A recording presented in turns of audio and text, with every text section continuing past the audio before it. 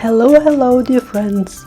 It means a lot to me that you will give me a few minutes of your attention and watch part 8 of my Worlds of Wonder Teeny series. I now show the step-by-step tutorial in the info box, but you will also find a link to it in the description and lots of other useful informations. I mostly used Polychromos for the details of the snail and the flowers. As usual, I used my Sakura jelly roll for the highlights and outlines. My Derwent Inktense made the background shine wet and dry.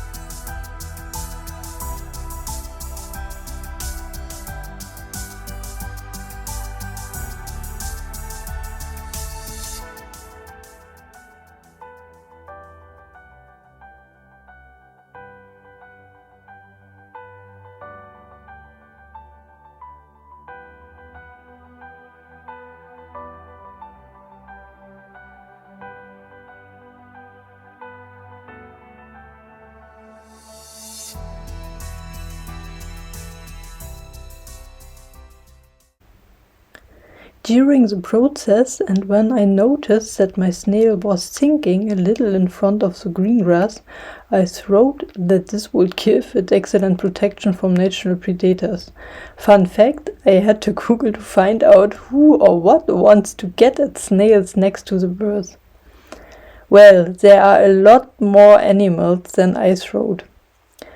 And apparently snails live really dangerously in the wild. Mice, moles, hedgehogs, some insects and slow worms are just some of the snail-eating earth-dwelling animals. And because it's a celebration for me to continue my education, I looked up the name of these beautiful blue flowers that I tried to indicate with my Posca marker. See for yourself.